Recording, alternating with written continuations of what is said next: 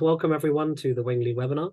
We really appreciate your presence and trust that this webinar will actually discover this to be both enlightening and thought-provoking about the cost-sharing regulations which are in the change. So we saw it a regulation that would make Wingley shut down in the UK, and I hope this will let you know a little bit more about it going further.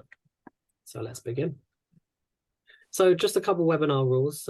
Please ensure that your microphone is muted during the presentation. I don't think anyone can turn it off but if you could, please just let us know so we can block them all out, because we've got quite a lot of people here. We don't want it to get distracting. Please use the chat function for any questions. We're going to compile them and try and answer as much as we can at the end. Try not to share any sensitive or personal information in the chat, because other people can see the chat as well, and we don't want to have any issues going forward. And if there are any technical issues, please let us know in the chat or give me a message. My WhatsApp is on if you have my number. Most of you do, so that's fine, and we can try and sort that out so others aren't in trouble. So a couple of objectives for the meeting. So really the main one is to inform pilots, the Wingley pilots, normal pilots, as well as members of the general aviation community about an imminent regulatory change. I say imminent. The CAA wanted to bring this in November this year. But due to the amount of trouble we've caused them, they said November next year, and it may even be pushed forward. So let's see how that goes. But it could significantly impact pilots who like to cost share. Number two, we'd like to talk about the underlying factors motivating the regulation change, and maybe shed some light on the ongoing engagement that we've done, and communications and collaboration with the CAA and the DFT. Number three is to actually rally the pursuit of change. So we want to encourage pilots to voice their concerns to their MPs and ultimately the DFT and the CAA. So collective strength is very important. Our actions can drive growth and empowerment for general aviation in the UK. We all know that there are ups and downs, and maybe the way of general aviation in the UK is not going the way we want. So let's try and work together. And lastly, we'll want to highlight our pilots' efforts thus far and celebrate a notable victory for Wingley. So if you stick around to the end, you'll see that. So a little bit about who we are. Obviously, I'm Ali Javed. Most people might know me already. I'm the operations manager at Wingley here in the UK. I am a private pilot. I fly out of Denham, which is in a very congested bit of airspace, so it's a great place to learn. And ultimately an aviation enthusiast. I'll give it to my colleague. Thanks, Ali. Hello, everyone. Hello, everyone. I am Bertrand, one of the co-founders of Wingley and general manager. At the beginning, I am an aeronautical engineer, also private pilot, French, as you can probably hear. And I created Wingley with my co-founder, Emric, 8 years ago now, in order to help private pilots to share their cost with passengers. And when we created Wingley, the goal was really to help private pilot, because what we noticed is that when you take your license, you fly a lot during 2 or 3 years, taking all your friends and family flying, very enthusiastic. And after some point, you've taken everybody flying 2 or 3 times, and you need to find new people to go flying with. So some people continue to have as much enthusiasm for many years without going to their close ones.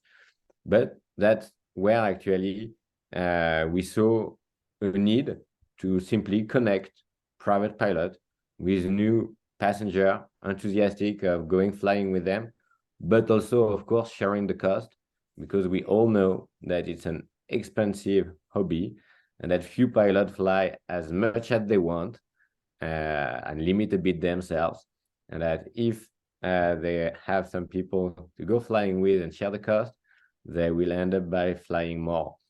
So yeah, we created Wingley 8 years ago on this basis. Important also to note that Wingley is leisure oriented, so the majority of our flights are sightseeing A-to-A flights, because that's what a lot of private pilots do actually. So we are also aligned on this point, and we are proud after 8 years to be a company of 20 employees, to be live in the UK, France, Germany, Switzerland, and Austria, and to have passed the bar of 100,000 passengers across Europe. And we're also proud in our team to attract employee like Ali, who was at the beginning a Wingly, a pilot on Wingly. And at one point we were looking for a manager of the Wingly operation in the UK, and that's how we started working together. I give you back the floor, Ali. Thanks a lot. Thank you very much, Bertrand. I think we'll get cracking because we are going short of time. So just a little bit of the agenda so everyone knows what's happening in terms of timing. We hope not to talk for more than 20 minutes from now, which will give the floor then to our guest speakers, which you've seen in the invitation.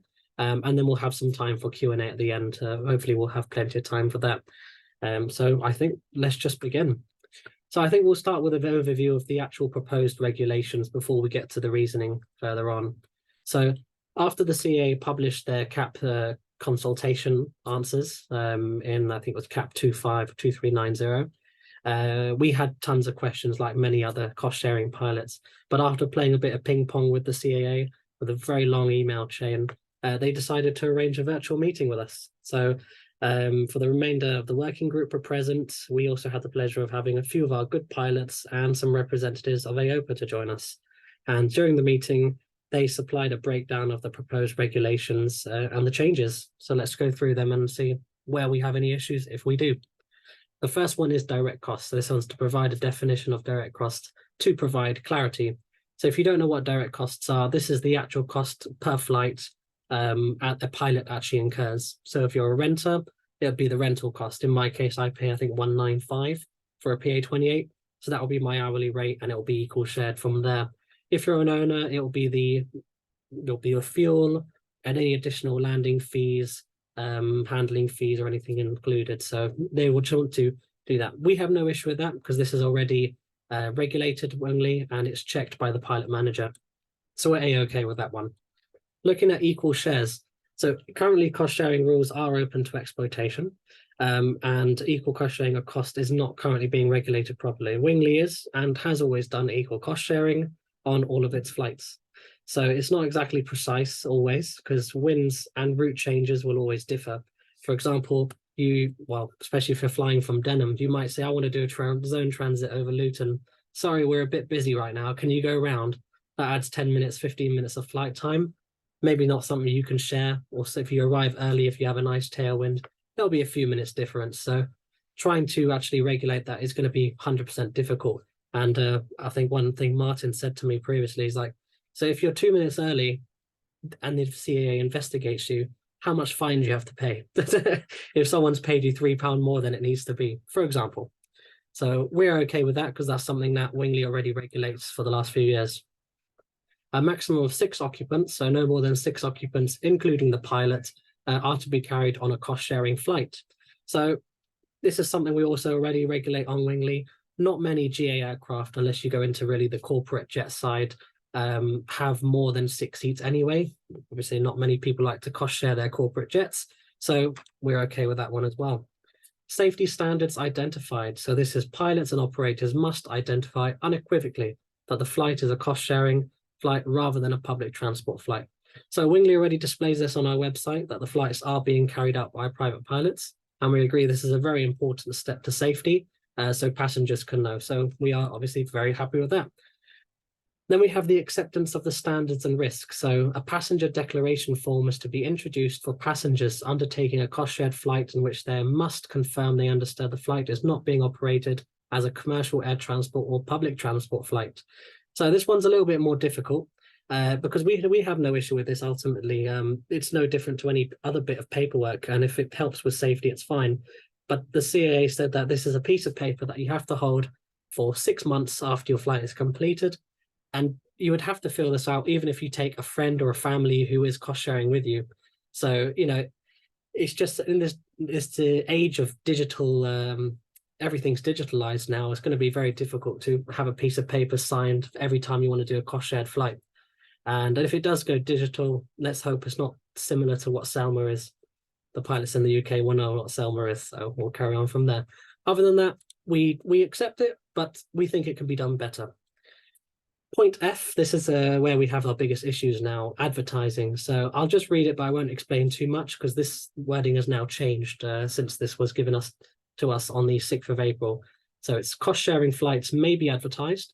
The pilot must already be undertaking that flight, regardless of whether they find someone to share the flight with and its direct costs. They will not be allowed to advertise an open date and or location. So we'll get to that a bit later. But as you can see, we're not very happy with that one, and we'll explain that further.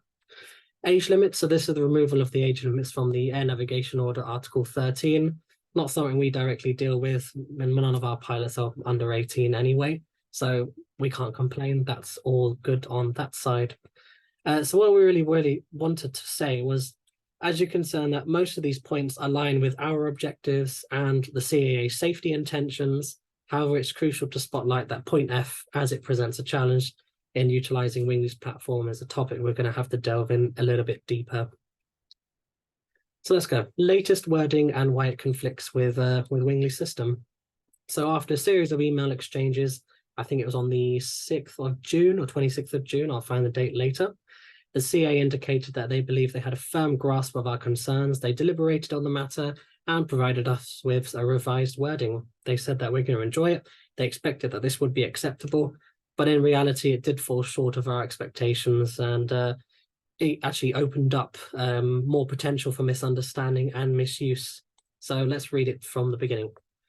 No advertisement or promotion of a cost-shared flight is permitted unless the following conditions are met. So the advertisement is placed by the pilot intending to operate the flight. This is new, it wasn't there before, so we'll get to that after. The second part, the advertisement relates to a specific flight that the pilot intends to take place, regardless of whether passengers are available for carriage, and should include the start and end locations, as well as the dates when the pilot intends to conduct the flight. So we're going to go that a little bit deeper now, but you can see there it is. During our meeting on the 6th of April, we did explain how pilots use Wingley, how it helps them fly more. They said they will consider this when determining the new wording changes. Either they didn't understand us, or their real intention is they don't want pilots to use platforms going forward. So the first bit is the additions to the wording. The advertisement is placed by the pilot intending to operate the flight. There are no concerns with this bit of wording, really, because since pilots currently have on Wingley control over their account. They do their own flight creation, they do their own pricing, and they do their passenger communication. However, Wingley's role in this includes the verification and the evaluation of all flights to ensure they adhere to operational standards and do actually not generate any profit, which is obviously the most important part about cost sharing and why we're a bit different. So, for example, if an hourly rate, someone puts a PA28 at £400, I give them a call. I said, hello, have you put jet conversion on your PA28? And then obviously that doesn't really happen very much. I don't know if anyone's seen a jet converted PA28. So it's something to look at. And actually this particular wording is probably one of the only measures added to actually prevent illegal grey charters, because they're not always orchestrated and added by pilots themselves. There could be organizations that deal with them. And then we come to the actual conflictions in the wording. So this bit here, the advertisement relates to a specific flight that the pilot intends to take place, regardless of whether passengers are available. So this is a little bit more complicated at first glance. Yeah, it mentions specific flight that refers to a flight with maybe a fixed date and time and a route, but there's not talk about really having multiple flights on multiple dates. But adding the second part in, it seems to mean that a flight needs to go ahead. You know, you can't say, I got a plan to do that flight, even if there's a tornado in the air. So that's obviously a very simple case. We know this isn't the case. One can say they intend to do 2 flights on that day, one to the east and one to the west. But then they find out on that day, wait, the weather's not too good to the east. Let's go west. Let's go to Northern Ireland, for example. So how does that work out? You know, if there's an investigation, if we got 2 there, which one do we say we took or not, or which took? So this really conflicts with Wingley's current model, because as pilots, you can say, we always intend to do a flight, any opportunity really to get in the air. But if the cost is shared, we're more likely to do it. And reduced flight costs are one of the main reasons that actually pilots choose to fly with Wingley, be that for hour building or just to find companionship and get in the air more often at a lower price. So we'll see one of some of the reasons why our pilots use it a little later in the video. But if we look at this test, this bit of extract here, it doesn't directly say that you cannot share multiple flights, but you'll see from further CAA and DFT communications that they pretty much openly ban it. This was obviously previous wording. Let's go to the next bit. The next bit is the dates when the pilot intends to conduct the flight. Again, doesn't mention multiple dates for a single flight or a single date and multiple flights. So this extract really is a bit difficult. So the majority of Wingly flights work on a flexible basis. This does not mean that it allows Wingly to dictate, well, passengers to dictate specific locations, timings, but actually rather puts the passenger in touch with the pilot who is sharing a flight he likes to do or she likes to do at any time. The CA have used the phrase open date, which you will see is not the case. It's more about potential availability. So now I'll just do a little explanation about what a flexible flight is if you don't know what Wingly is. So here we can see some of the common flights that pilots like to do. Probably most people in the group in this webinar would like to do as well. Some are on the cheaper side, a bit of hour, 30 minutes fly around just to keep your currency. Or it could be visiting the museum, going to see the Isle of Wight, or going to a place you've never been before. So what's different about this is that pilots post the flights they like to fly and would like companionship and cost reduction on. So as a statistic here, I'll just put a little one here. On average, 80% of all of our bookings are sightseeing flights. So if we're talking about banning illegal grey charters here, you know, we're not going anywhere most of the time. A lot of the time, they're just visits for lunch or something like that. So how does this really differ from any normal flight? So how it does it is we look at the potential availability here. So flexible flights really take the pilot's personal availability into consideration. So supposing they're very busy during the week, they can't take time off work, or obviously now it's winter coming, evening flying is not going to be as easy. Pilots can have full access to their calendar, remove a weekend, remove a week, remove a flight that they don't feel like doing on that particular day. And in a lot of cases, pilots actually, when they receive the number of bookings they want, if it's 1 or 5 bookings in that month, they just block out their calendar. They say, we can't do any more because not everyone can afford to do, 5-6 hours a month. So it's very useful and for other people. Another reason why it differs from a normal flight is when a booking request is made, it actually requires pilots' acceptation of the booking request. So a pilot will get a message, they'll say, this is a date that someone's interested in, can you do it? And they can say, no, I don't feel like doing it, or I'm not available, the aircraft's not available if you're an owner or a renter. And then you can move the date from there or cancel it. And here's a couple more statistics for you. So the pilots always have the option to reschedule or cancel the booked flight at any time. And we only have about a 60% confirmation rate on all our booking requests. 40% is people saying they're not available or they want to cancel, they don't want to fly at all. And on average, only 45% of all booking requests actually take place. This just shows that obviously pilots do things at their own will. They don't dictate, the passengers don't dictate when they want to go. We want to go today, tomorrow. It's currently always ultimately up to the pilot themselves.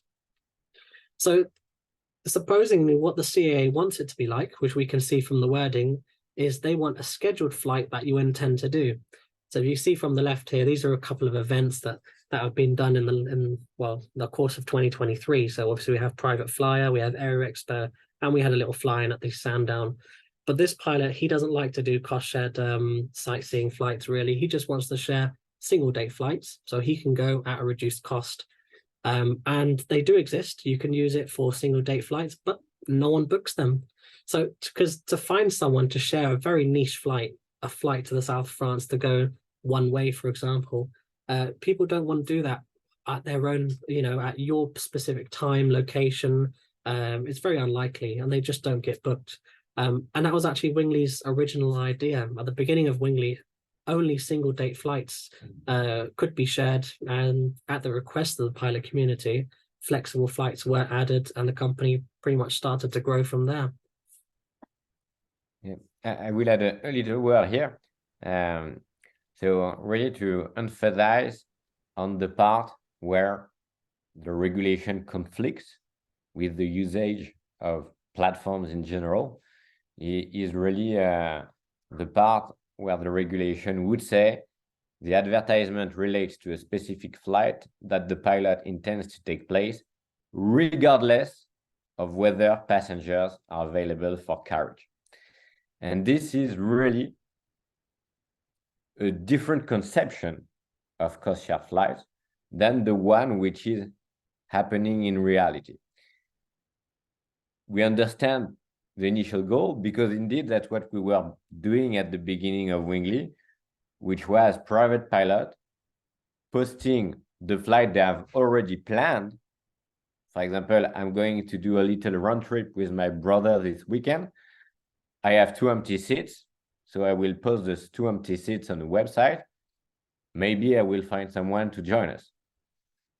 And we didn't have booking, or we had some, but not a lot, because the probability of having someone who wants to join you on that day at that time is low.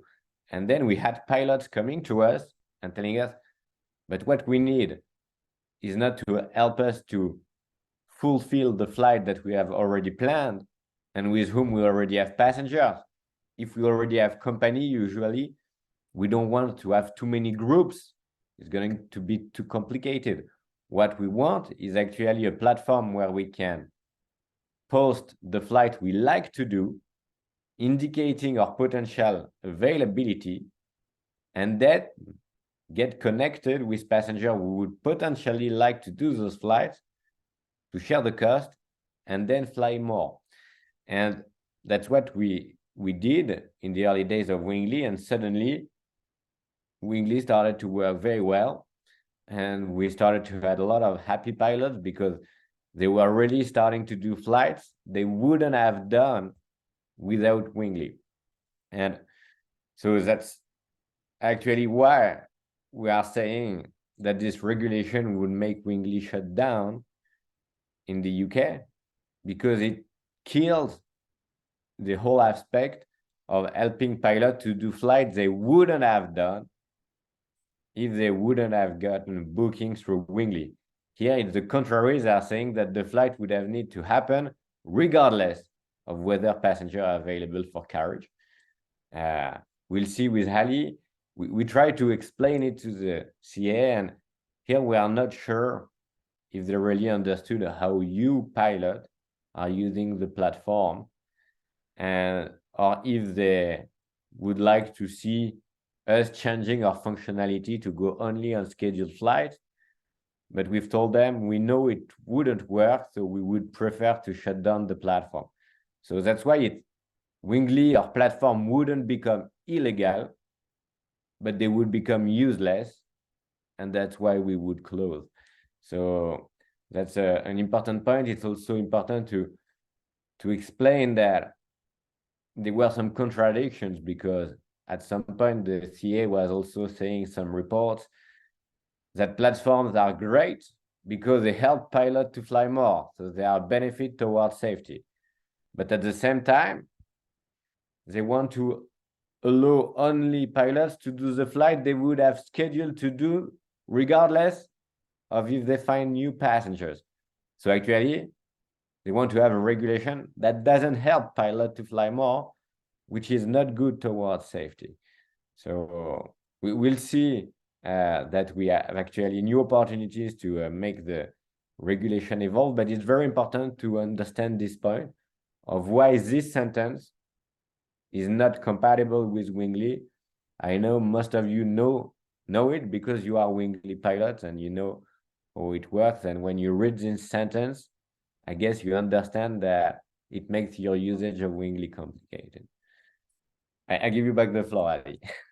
Thank you very much. A worthy addition. Let's just carry on to the next bit. So let's have a little look about the supposed reasoning behind the change. So this is obviously a big one for everyone.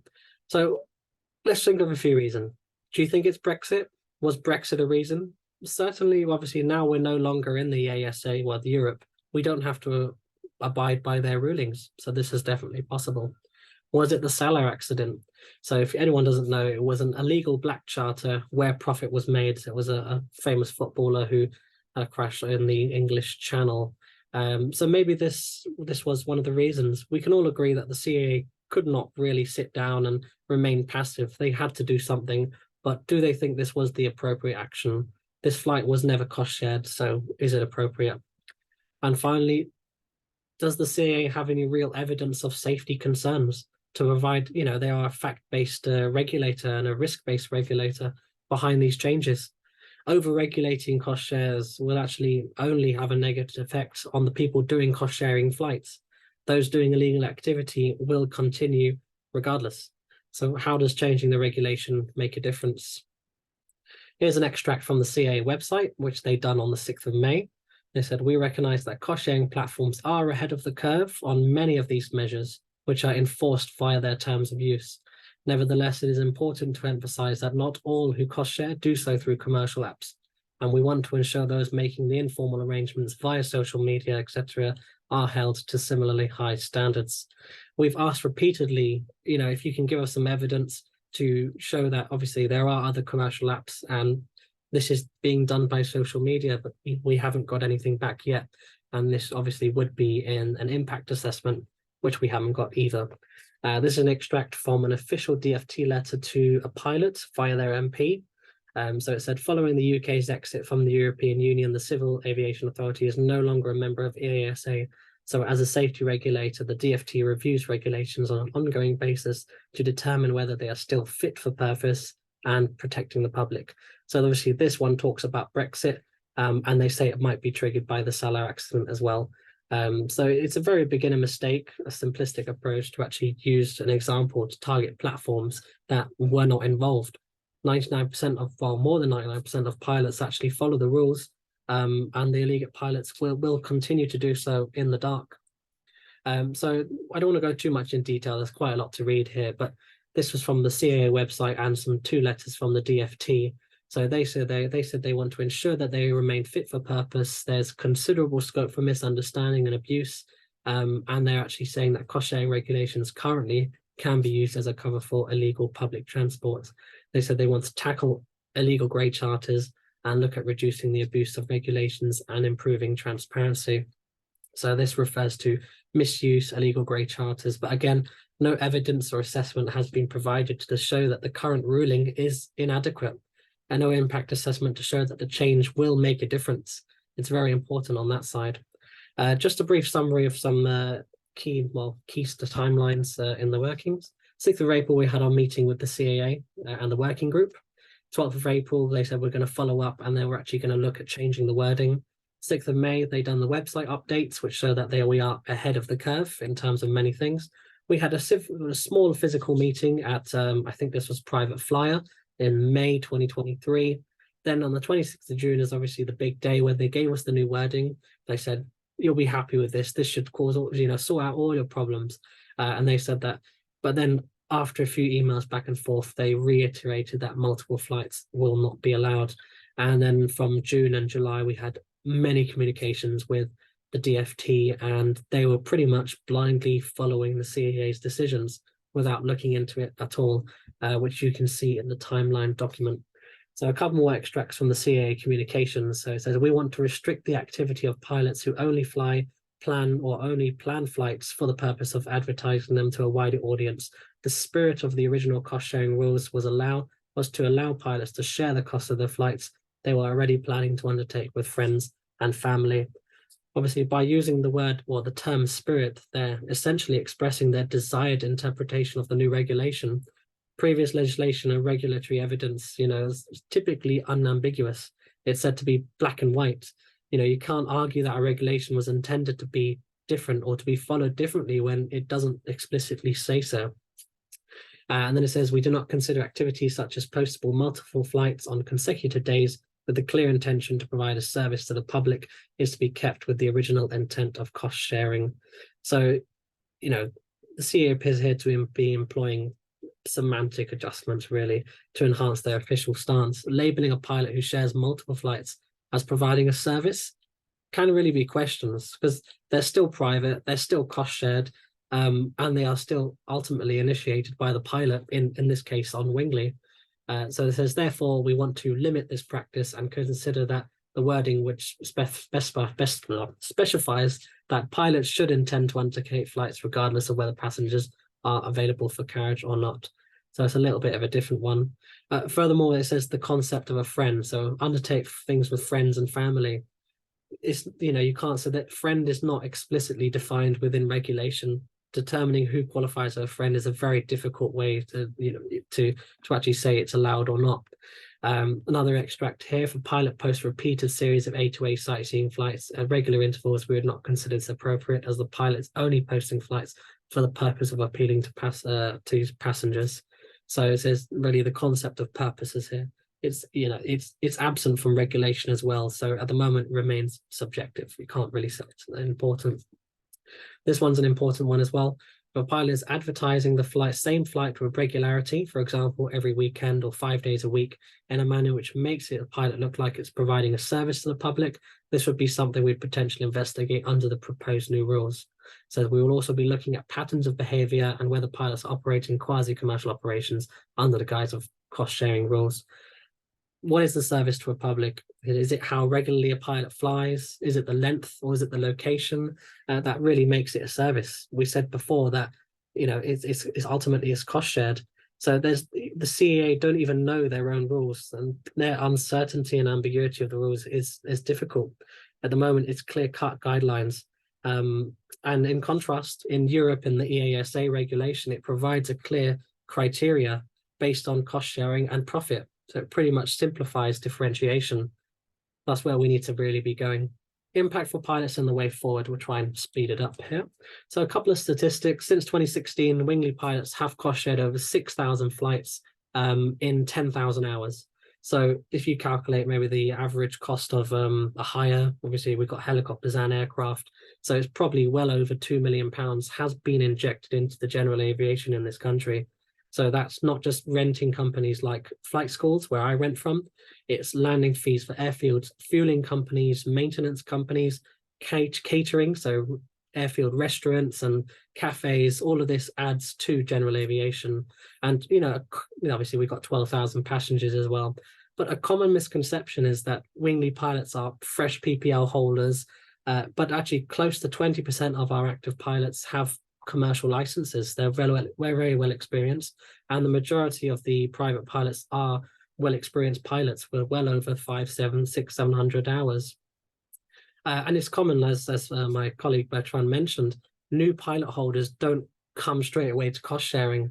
They spend time taking their family, their friends. Only after they've exhausted all the members of their family that they can take flying, that they actually come to cost sharing to either fly more at obviously a reduced cost, or actually to hour builds towards their commercial license. So is banning the solution? Is it the solution to GA safety? Is it the way forward? So it will impact aviation safety, I believe, and a decrease in annual flight activity from anyone will negative impact aviation safety. Reduced flying frequency can lead to decline in pilot skills, including emergency responses, navigations, decision-making abilities, and infrequent flying of obviously result in lack of familiarity and evolving regulations, and going forward from there. So ultimately, cost sharing is making flying more accessible and affordable, and it will actually bolster safety within the UK's general aviation sector. I just want to share this graph here. So if anyone follows the Flying Reporter, he done a video on this, I think nearly a week and a half ago now. So this obviously is from CAC 2590. This is looking at serious accidents and GA accidents from the last 5 years. And obviously pre-pandemic level, people aren't flying as much, but serious accidents are increasing. And we've seen that in the last few weeks, actually, some quite serious fatalities. So people are flying less, but accidents are increasing. So that could be either new pilots or, like we said, a lack of currency. So feel free to watch that video when you do have a chance. So I'll pass the mic over to my colleague for this one, because he is the master of everything European Union. Thanks, Ellie. Happy to be the master of everything in the EU. Yes, so we created Wingly 8 years ago. It's very interesting how cost sharing develops throughout Europe. Because at first, when we launched Wingly in France, we didn't have an amazing support from the French CAA, which was the DGAC. We were at the same time as some polemics between Uber and the taxi. They thought we were launching a taxi service for aviation. Some syndicate from Air France started to say that terrorists would use Wingly to go in the Eiffel Tower. So we nearly got shut down in France. We went to Germany and they told us, well, cost sharing is legal for cars.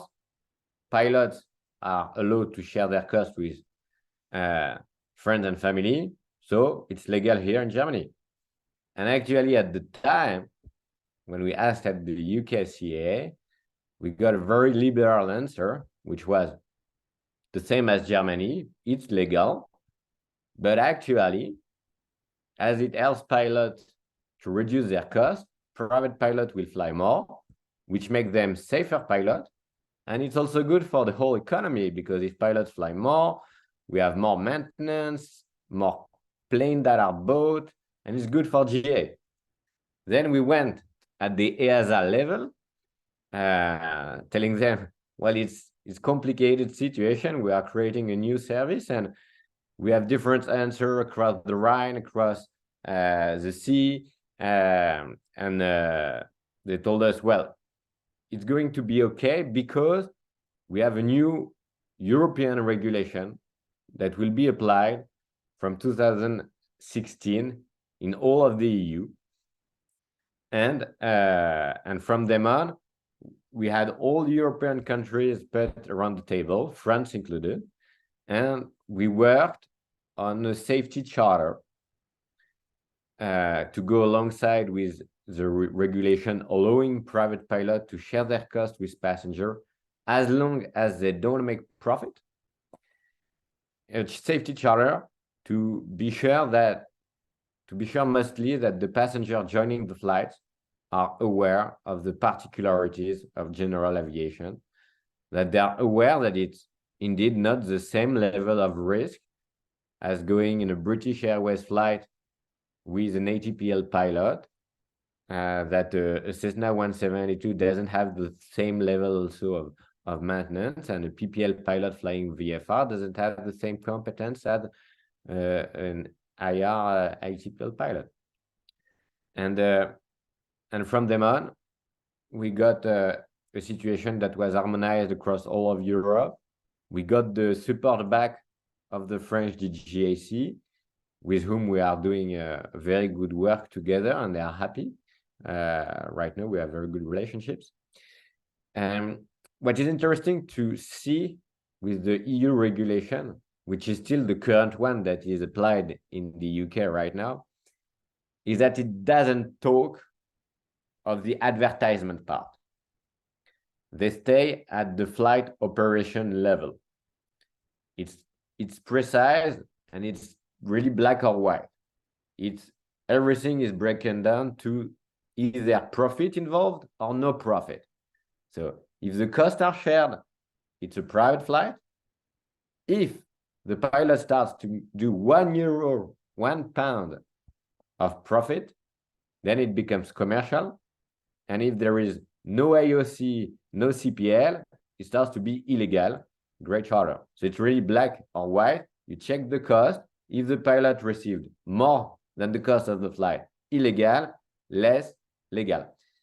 And actually, I remember we had the debate around the table with the UKCA and all the CA across Europe, and they were like, well, advertising is something interesting. Like, actually, Wingly is doing the same as in real life, a private pilot meeting someone in a pub, telling him, I'm a private pilot, I like to do this flight. If you want, we can go flying together. And the other person being interested, and then they start finding an arrangement. And that probably happened to you in, let's say, the non-digital life. And actually, we are just making this digital, because as we like to say at Wingly, we are not at all inventing anything. Cost sharing has always existed among pilots. We are just giving it a digital version. of the cost sharing that has always happened between private pilot and passenger. So yeah, that's to give a bit about the EU. I saw a question asking us also whether there are good support from the EASA, how are they watching the UK CAA?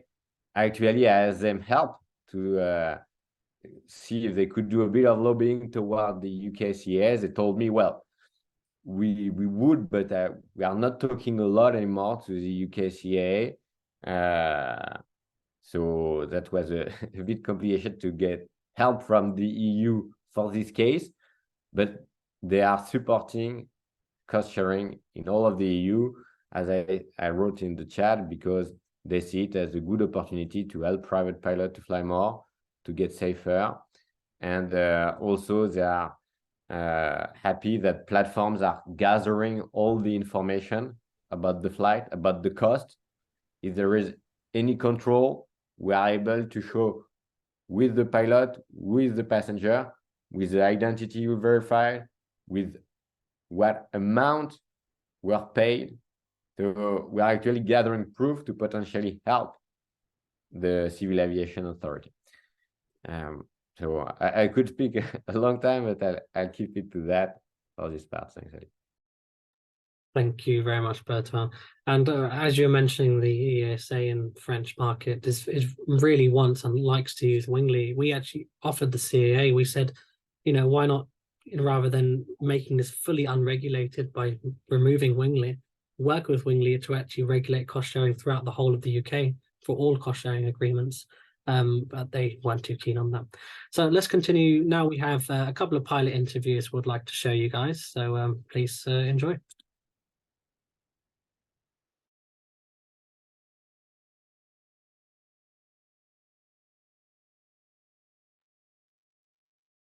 We don't hear the sound, Ali. Let me try again. Can you hear now? I'm Bob Beresford. My name's Matthew Aiello. Hi, my name's Daniel. My name's Peter Wilkins. So my name is Tony. So Lloyd Carney.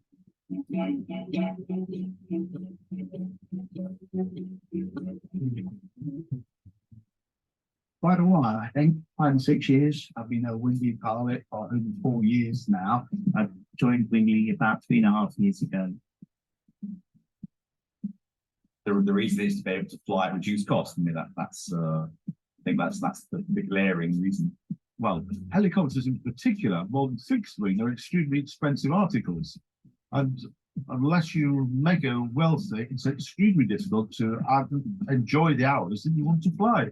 And it's just a great way of sharing the cost, and the big advantage is you meet some really nice people.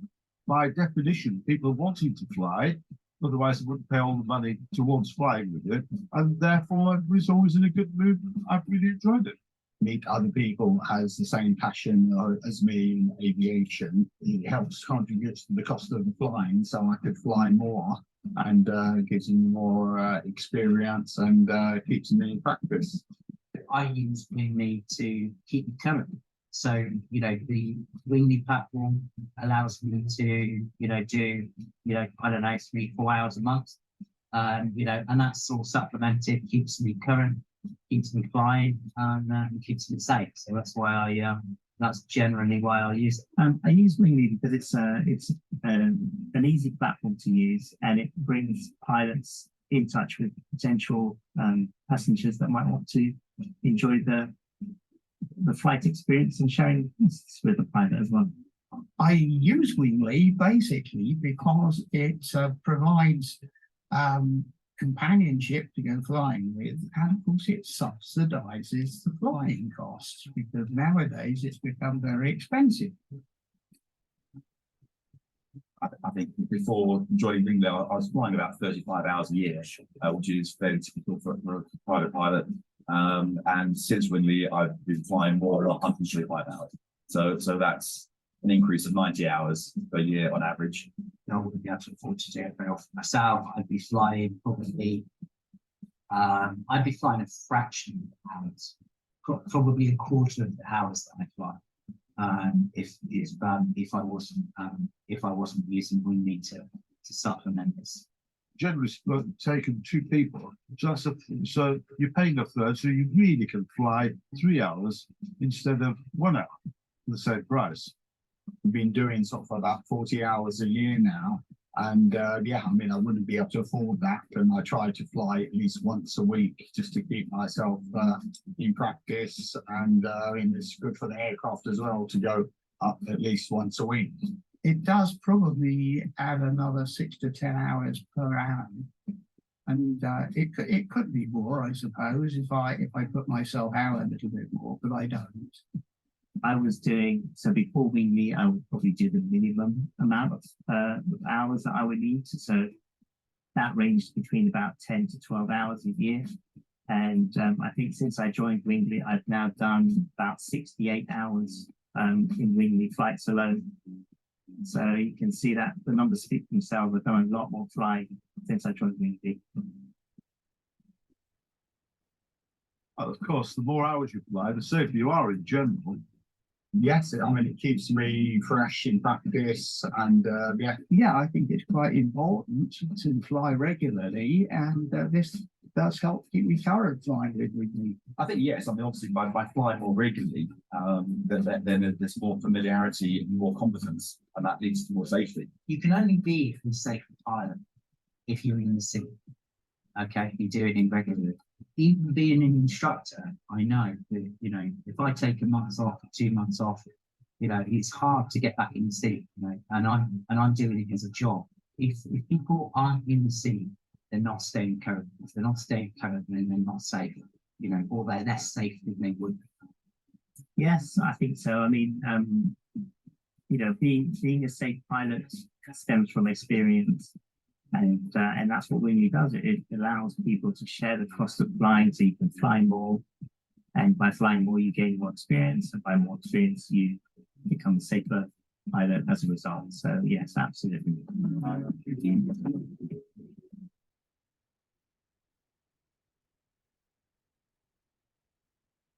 Thank you very much to all the people who done the interview. It took a while to get that all edited.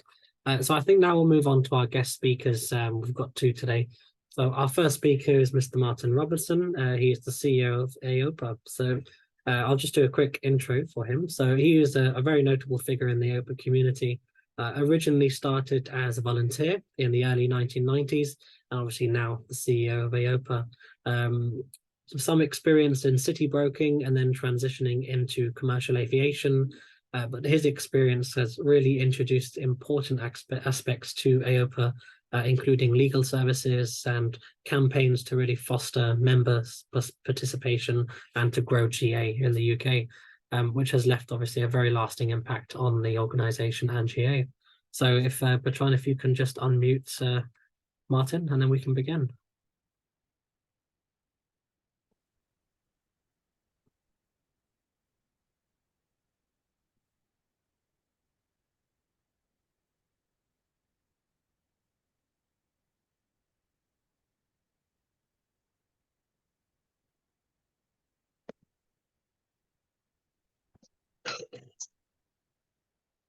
Good evening. Hello, Can you hear Martin. We can hear you, yes. Okay, great. Do you have the slides that I sent you? Yeah, just There let me you know go. when you want me to click the next one and I'll go from there. Okay. Great, thank you. Okay, well, thanks for inviting me to share my thoughts with you. Having listened to the opening comments, I think it's important that we separate the rules around cost sharing from the platform that Wingly successfully produced and has allowed people to join up with flyers and with pilots, and to try and understand where the CAA might be coming from. Although I guess you did touch on that, Ali, in some of what you said. Okay, next slide. Again. Okay, again. I didn't realize these were coming out in, come out slightly different to the way in which I sent them, I think.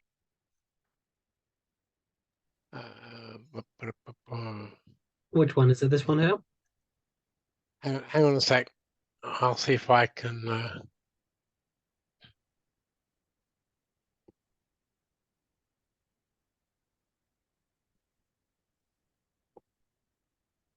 If you want to share your screen, if that's easier for you, Yeah, probably do it that way. no problem. Do, do, do, do. Sorry for the hiccup, people.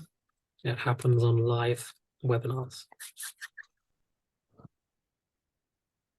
So, are you seeing the screen yet? Not yet. Okay.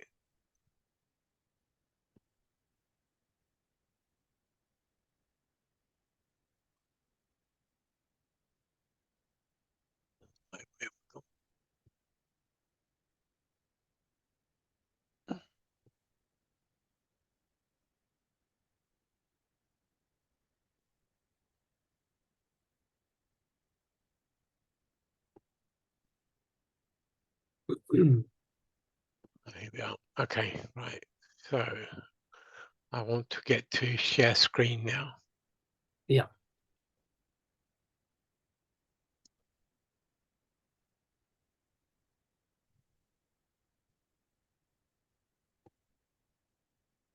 Where are we? Where's share screen? Okay.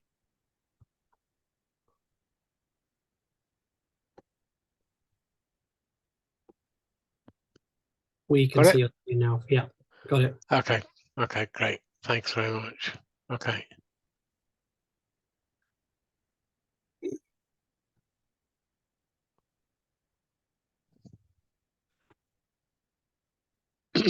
Okay. So what I thought I would do is talk a little bit about CAA and the government's commitment to GA.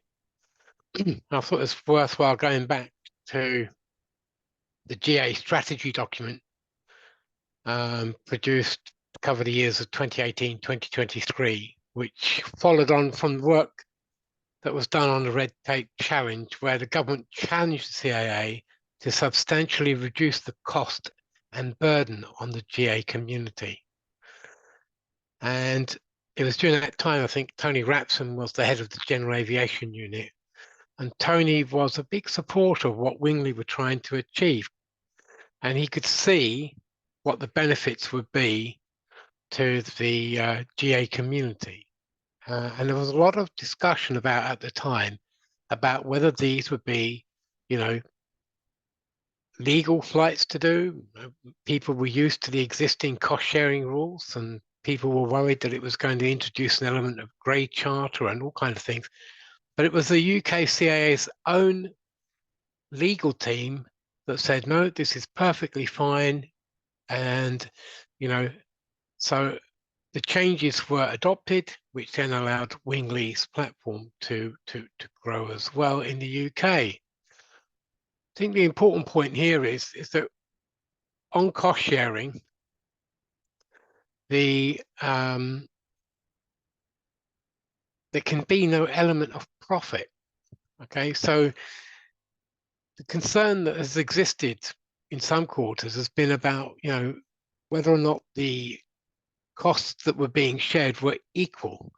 And this is something that CAA wanted to address, that the cost shares should be equal shares amongst the participants. You know, some people are saying, oh yeah, well, I paid the landing fee, ha ha ha ha ha, and the passenger paid the rest. And I think that there was some people inside the CAA that didn't really think that was within the spirit of the legislation around cost sharing. And they then became concerned about, was the flight actually advertised to go to a place that the pilot wanted to go to, or was it passenger driven? And it was some of those comments around that sort of drove the CAA to think about, you know, sort of grey charters. And of course, they were being got at post the Salah accident by the air taxi community. So they've tried to clean this up. And the reason why they're trying to clean this up is because they don't actually have the manpower to do enough ramp checks. And their investigators have kind of discovered that there's no real paperwork trail, and therefore trying to prove that a cost-sharing flight was actually an illegal public transport flight has proven to be very difficult for the CIA. Some of you might remember there was a period when Cherokee Sixes and the like were ferrying jockeys around between different race courses. And the CIA tried to clamp down on that as well. So again, as we've come out of the EU, the CIA have seen this as an opportunity to revisit the whole thing about cost sharing. Now, their new chief executive has told me that they have no intention of killing cost sharing. That's not their goal. But they are concerned about the way in which some pilots have been advertising flights. And I think a lot of it comes down to the wording. I noticed in the conversation so far that we were talking about sightseeing flights. Well, typically, sightseeing flights, if they're advertised as sightseeing flights, normally fell under an A to A AOC. So if somebody walked in to Cornwall Flying Club and said, I'd like to have a trip round around Land's End, that could only be done on an A to A AOC. So I think we have to be careful about some of the wording that is used, because it gives the impression to some people, these are A to A AOCs, and the flying clubs that would have been doing these before are losing out. Well, I would advocate that probably there weren't too many A to A AOC flights happening in the UK anyway, because of the costs involved of having an A to A AOC with the CIA. So these are not public transport flights that we're talking about, or air taxi operations, as the contribution to the direct costs only is made to the flight, which would otherwise be payable by the pilot in command.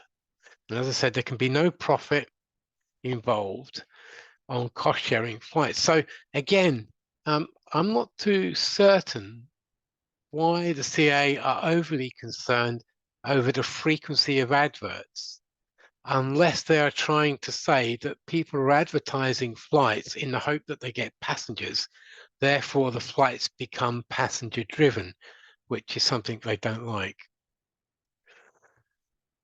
So the vision, as per the GA strategy of March 2015, was that the government wants UK to be the best place in the world for GA. You've probably heard that before. As a flourishing, wealth-generating and job-producing sector of the economy. Well, yeah, we'd all like that. We'd all like to see GA doing well, but as people have already commented, one of the benefits of cost sharing is it helps to defray those costs and allows people to fly more regularly. 6 years later, of course, the DfT came out with its own GA roadmap, and they acknowledged the economic value of GA to the UK economy, some of which you've heard mentioned by Ali, and how that that flying activity contributes to local community activity through increased use of things like restaurants, more fuel, more landing fees, etc. So it's all good. And we think that the CIA should stand by what it's said to the GA community, that it will only regulate directly when it's necessary and do so proportionately, deregulate where we can, and delegate where appropriate. Do not gold plate, and quickly and efficiently remove any gold plating that already exists, even against EU regulations. So CIA have not put forward at this point in time any data that shows that they should be overly concerned with any risks involved in cost sharing or with platforms such as Wingley that promote cost sharing flights. there is no data. And so, like I said, we want to hold them to account really, and this whole proposal to change the rules around cost sharing, we need to stand up against it. Otherwise, they would change other rules going forward on the grounds that they're not challenged. So what they will have to do, and I think it was already mentioned, because they've got no data, it's going to be difficult for them to actually produce an impact assessment because they actually have no data. And more importantly, they don't have good quality data in which it would really be required to use to support their assessments. So if the system's not broke, why are we trying to fix it?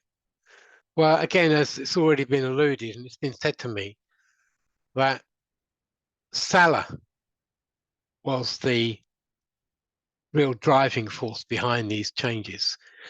And the CAA have kind of been concerned by some of the comments in relation to the Salah flight, because it was such a high-profile individual that lost his life, sadly. The organizer, Mr. Henderson, pleaded guilty and received 12 months jail sentence. But it was an illegal public transport flight right from the get-go because it was a foreign registered aircraft, which, he wouldn't have been able to get a UK AOC on in any case. So for me, this all comes down to the CAA's concerns over whether or not a flight that's being advertised or a flight that takes place is driven by the individual that would like to go flying. Is the pilot advertising flights that they will only do if they get people to go and share those costs with them? So is it driven by the passenger, so to speak? And it's not a genuine, I intend to go to Bodmin and I've got a spare seat, which they consider, the flight would take place regardless. Chatting to the CAA about our concerns about, turning up at the airfield and you've planned to go to Bodmin, but the weather in that part of the country is it's very bad. So you decide, look, sorry, we can't go to Bodmin, therefore we're going to have to cancel. But guess what? We could go to Cambridge. Now, the CAA is saying, well, that would be okay because your planned trip to Cambridge wasn't advertised. I'm trying to get my head around that one because you've changed the destination of the flight on the day, even though you'd advertised to go to Bodmin. But they seem quite happy with the fact that, if you change the destination because of weather problems or something, that would be okay. The other things that they want to consult on, and there's another consultation coming out, a limited consultation, and that is whether or not platforms such as Wingley should ensure that the pilot advertises the licenses and ratings that they hold, the medical that they hold, and the number of hours that they've flown. Somebody also said it's not really the amount of hours that you've flown that matters, it's recency that we think is important. So, last slide, and I'll shut up. AOPA supports rule and regulation change where it has been demonstrated to be necessary. And I think it's important. It has to be demonstrated to be necessary. And it should improve safety without increasing the cost burden to the operators. There might be some costs involved, but as long as they're not burdensome costs, we might accept that. And there should be no gold plating, particularly of EU legislation. And aligned to that would be that for Wingley pilots that are coming from Europe into the UK, they could find themselves falling foul of UK legislation because they're in compliance with EU legislation, which is not in sync with UK legislation. So, foreign pilots coming to or European pilots coming into the UK would have to also then comply with the rules for cost sharing within the UK. And that could be a bit of a problem. So as I say there, general aviation is safe, but it's not risk-free. It's how we promote the safe environment around cost sharing that matters. And if we take on board some of the CAA's concerns, we may be able to reach a point with the CAA where we kind of negotiate a way forward whereby both sides are equally unhappy with the outcome, but it doesn't impact on the ability to use platforms like Wingley going forward. That's it, Ali. Thank you very much, Martin. That was a worthy addition. Let me just share my screen again. Can everyone see this? Yeah, lovely. So our next speaker is Mr. Julian Scarf. He is he holds the position of Deputy Chairman of PPLIR, a very good organization, as well as he serves as a member of the General Aviation Alliance, which obviously plays a big role in shaping aviation landscape in the whole of the UK. And Julian Scarf's involvement really underscores his commitment to advance this aspect of flying, instrument flying, and all sorts of general aviation. So I'll hand the floor to him. Thank you, Ali, and thank you for the intro. Lots of good points made so far, so I will try and be brief. As you mentioned, I've been involved in aviation regulatory stuff for a while, and in 2016, when, as Bertrand mentioned, some concerns were raised about advertising of cost-shared flights, I was involved through Europe Airsports, of which the General Aviation Alliance of the UK is a member. I was involved in a safety action group that EASA set up in order to look at the safety aspects of that, alongside, by the way, Tony Rapson. I think somebody already mentioned that, who has always been very supportive of internet platform advertising of cost-shared flights. Our conclusions in that group was that no further regulation was required on top of what was already there for cost sharing. We developed the cost sharing charter together with an annual review of how things were working out under that charter. And I think for the last 6 years, EASA has been very pleased with the way that the cost sharing charter has been working. The principles that we talked about, there were two key principles. One was that the passengers do need to be fully aware that they are participants and that this flight doesn't have the same safety standards as a commercial flight that you might buy on an airliner. And the other is that there should be no marginal gain, no profit on the flight. And it's that adds a safety feature, because it's always cheaper for the pilot to cancel the flight than to go ahead with the flight in that case, unlike a commercial flight where they're losing money if they cancel. But importantly, there was no discussion in that forum of whether the flight should be pilot initiated or passenger initiated, this phrase that the CAA want to use of holding out. That was not considered to be an important part of the safety aspects of cost sharing. And so it didn't find its way, I think, into the charter. Thank you. So looking at the CAA's proposed changes this year, they are asking for more clarity on passenger awareness of risk. And I think we're all agreed that that's probably a good thing. But they also have an insistence that the plan for the flight has to be pilot initiated, not dependent on the carrying of cost-sharing passengers. So that results in no, what I would call, open dates or open destinations. And they call offering flights on open dates and with open destinations holding out. And I'm quoting here from their consultation response document. When a pilot communicates to the public that they are willing to provide a transportation service to any person who wants it on any date, at any time, to any destination, this is classed as holding oneself out as defined in Article 104 of the order. And they go on to talk about the spirit and intent of the cost-sharing regulation, which they believe was not intended to permit this. And in fact, in the next paragraph, they suggest that those who are advertising in this way are already illegally holding themselves out. But let's have a look at what Article 104 actually says on the next slide, please, Ali. Thank you. Article 104 actually says no person may hold anyone out as being one who may offer flights in an aircraft registered in the UK for the purposes of public transport or commercial air transport, unless they hold a commercial air transport operator's certificate. There's no mention in that definition of, or in that prohibition on holding out of the any person, any date or time, any destination aspect that the CAA emphasizes. That is an embellishment, an interpretation, a spin that the CAA has put on that rule. So I think that they are wrong from a legal point of view to look at that, to worry about the holding out aspect of that. The criterion that's used in Article 104 is only whether the flight is a commercial air transport flight or not.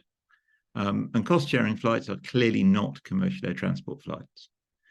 Moreover, they seem to think that this holding out aspect, this open date aspect, is something that separates commercial air transport flights from private flights.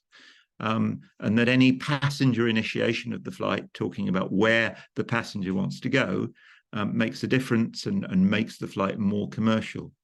But actually, that's not the way that commercial air transport normally works. When you travel on commercial air transport, you're normally operating on an established route to a schedule that's determined by the airline.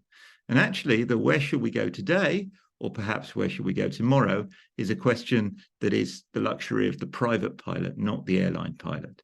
So this idea that holding out, that open dates is something that is commercial is, I think, in the imagination of the CAA.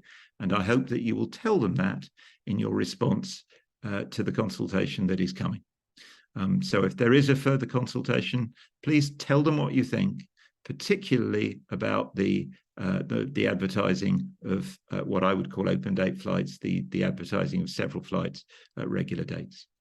I'm happy to answer any questions on that come up in the chat, but otherwise, thank you for the opportunity to speak, Ali. Thank you very much, Julian. If anyone has any questions directed to Julian, please just put it in the chat. Say it's specifically for him, but we're compiling and we'll go from there. So let's look at actually what's next. We'll try and summarize now because we are going well ahead of time, but I'm sure no one is in a rush. So let's look at what the resources pilots do have available to them. So we have a timeline document. So this has a full history of our work and detailed communications with the CA and DFT. So this has all of the quotes you saw previously in the presentation. You can use this if you are going to be discussing this with anyone, organizations, or when you are writing your letter to the MP. Again, we have put together a templated letter where we've pretty much summarized the situation and our concerns. And we've had many pilots who have already written to their MPs, and we'll get to that in a second, but they've added their own personal touches into that as well as your Wingley representatives. So everyone said they can talk to me via email, WhatsApp, and so on going forward. So why do we ask people to contact their MP? So ultimately, really reaching the Department for Transport is obviously can be quite difficult. And MPs, Member of Parliament, when they do ask a minister for a response, the minister then has a legal obligation to get back to them. So that's why we say keep asking your MP again and again. And pilots have already done that. So passionate pilots have used our letter. They've added their own personal touches about their own journey to aviation, their own experience of cost sharing, and they've got some good responses. We've got some substantive responses from the MPs, from the ministers, but unfortunately, a lot of the time, some MPs just send back a templated response, a very generic answer from the DFT. So we're actually asking those pilots if they can pretty much ask for, the MP to fight for their right. Ask that, we don't want just a generic response. We want every question in our letter answered. So that's what we are doing. And maybe it's what we are doing, or it's maybe what our pilots have been doing to their MPs, which has given us pretty much a step in the right direction. I would call it a victory for Wingley. Due to their communication and the pilots who have written, the CA have just announced that they are running a new additional consultation on top of the last one, where, as Julian and Martin mentioned, they're going to talk about possible availabilities for multiple flights, as well as possibly, displaying the license type and the medical type of the pilot alongside, obviously, the safety disclaimer going forward. So obviously that's really good news. It opens up a lot of doors and gives us a lot more time to sort this out.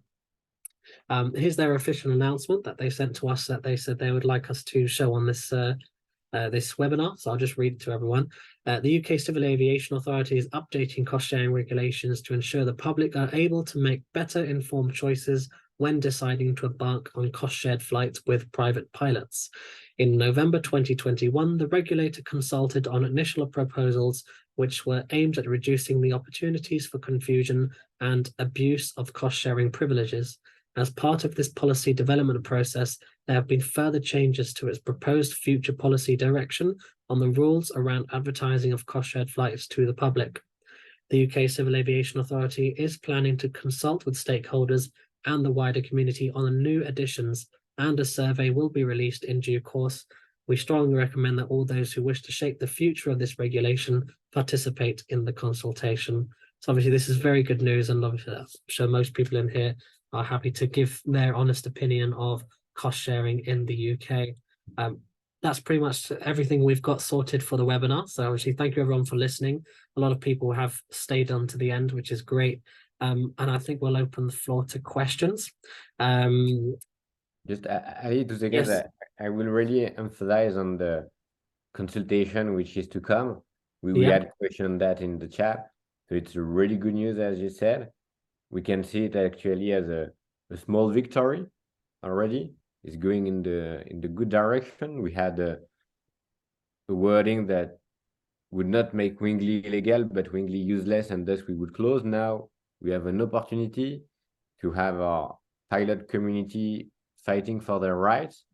I think during the first consultation, maybe we, Wingly, didn't taken seriously enough the situation that the consultation could be a very bad news for platforms. And now we have a new opportunity to have the voice of private pilots using Wingly being heard at the EASA level, and it will be very important. So we will keep you updated, of course, when this new consultation will come. We'll probably also give you some advice on how to answer it. We will also make sure that it doesn't sound too biased from the CA, because of course the way that the question is asked can influence the way you want it to be answered. So we'll be on the watch on that. But indeed, what is good is that the dialogue is here with the CA. We are talking to them, and we are trying to get them understand the real underlying issue. Now it seems they want the voice of the GA community, so we will need that voice to be heard. Perfect. I think we'll just go straight to the questions. Thank you very much, Bertrand. Do you want to start with the questions while I'm summarizing them here as well?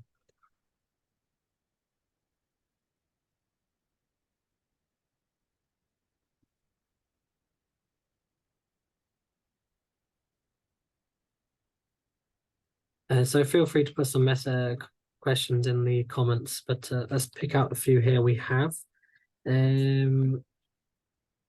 One we have here is: more needs to be done to make schools and airfields realize that Wingly isn't the devil in disguise.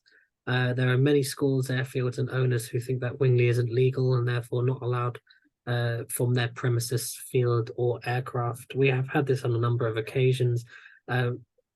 Airfields and operators, they cannot legally ban the use of Wingly, because again, it's no different to taking a friend, a family member, or a couple of them. But we have attempted to contact those persons involved, and obviously let them know not everyone is open to changes, and ultimately we don't want to get the pilot in trouble for no reason with their operator or anything like that. So we are trying to, and if this consultation does go in the right direction, we will obviously give those banned airfields and companies the good news that the CA obviously are happy to, obviously not endorse us, but work alongside us, and that will be a great news, obviously.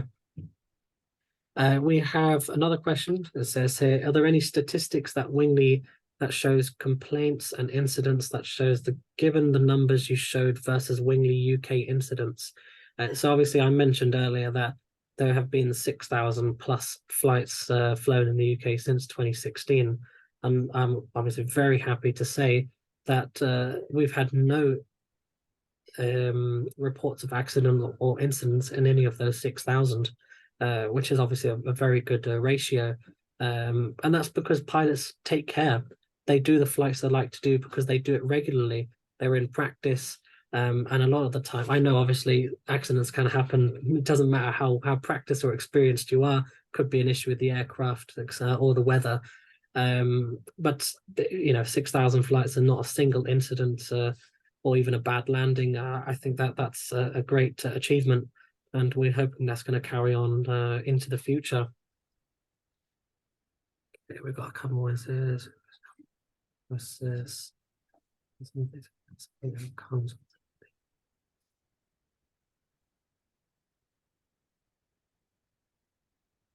Another question which has come up quite a lot, and I've had this from pilots myself. They talk about, why doesn't Wingley change as per the regulation? Obviously, Bertrand mentioned already that Wingley works on flexible flights. So if that's not allowed, we really can't work with what we are. But as it is currently, in the UK market is maybe 1/10 of the size, approximately, a little bit more, a little bit less, depending of the entire European business. So for us to change the whole system or the whole way we work, the operating model cannot really be done across the board just because one country really isn't happening. It won't make the change worth it. And, if we can't put multiple flights, would it be as successful in this country at all? There's a question here, is there any targeted MPs who can take the case in GA? So if you've ever contacted your MP before, the first thing they ask is you have to be their own constituent. So yeah, if you want to contact someone who's particularly important, like I've tried to contact the Minister for Aviation, but he says, no, you've got to go through the DFT unless you're my constituent.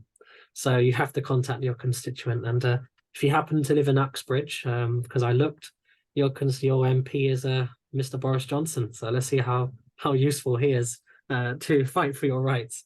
I don't live in Uxbridge, but that's where I fly from. So I did try and check that out. Let's have a look. Is the consultation open to all? As far as I know, it will be. Obviously, you can see from the screen here, the CAA just mentioned that it's going to be released in due course, and they want people to write in. So I presume it'll be open to everyone, but we'll make an announcement when that's actually open. And Ali, yeah, maybe on that consultation, someone asked the question on the goal and the objective of that new consultation.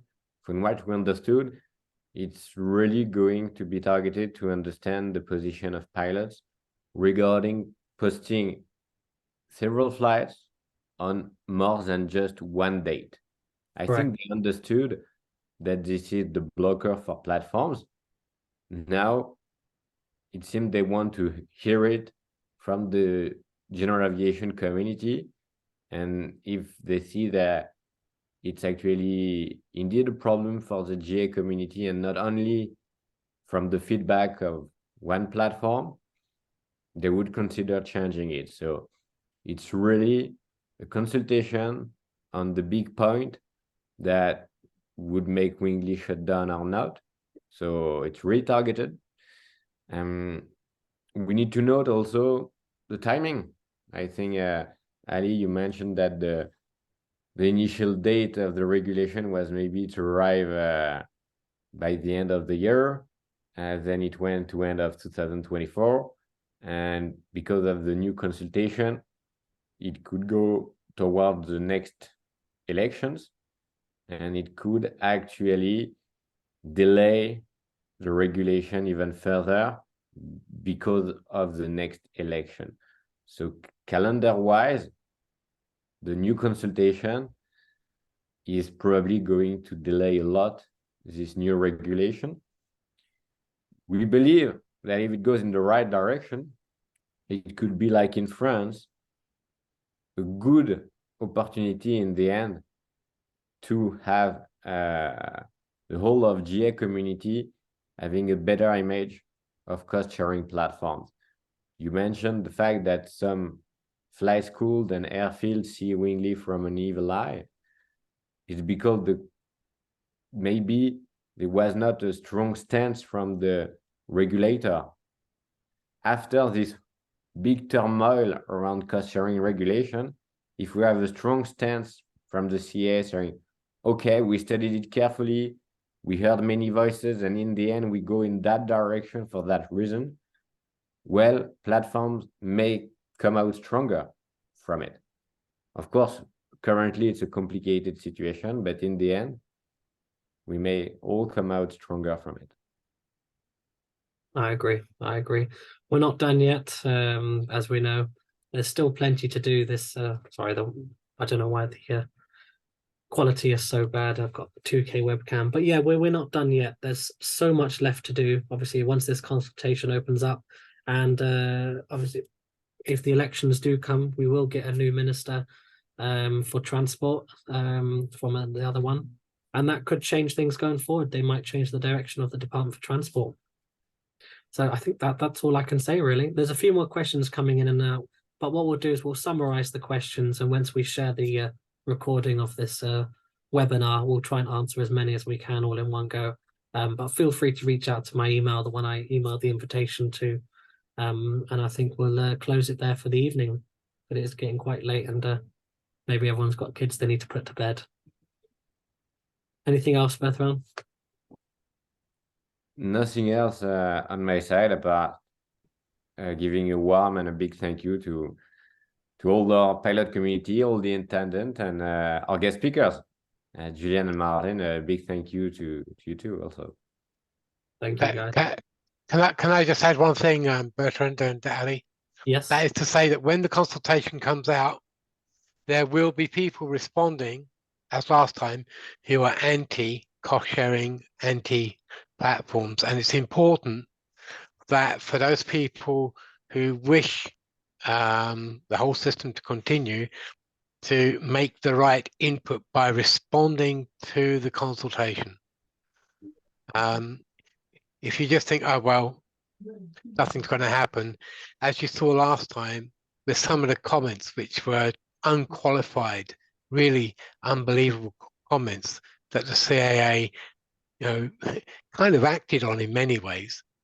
I think it's important that, that for people, Wingly supporters, and I would say, Bertrand, even your pilots in the rest of Europe could respond to the consultation, because they may fly to the UK, and it may have, the change could have an impact on their ability to fly to the UK with Wingly, with the Wingly platform. So I'm just wanting to emphasize the fact that responding to the consultation is important, and that when people do respond to it, perhaps they could coordinate with their selected or their representatives, be it Wingly, PPLR, or AOPA, so that we know what people think and what they're saying. But because GA is such a diverse community, you're going to get a wide range of views going into the regulator. So the more you can do to help coordinate that with the right responses, the better it will be for everybody. Thank you for your kind invitation this evening, and I'm sure we'll keep talking, but yep, I'll need to go now as well. No problem. Thank you very much, Martin. And to everyone else, safe flying. I know the weather's not looking good for the next few days, but enjoy your time in the air. Have a lovely evening, everyone. Bye-bye. Bye-bye, everyone.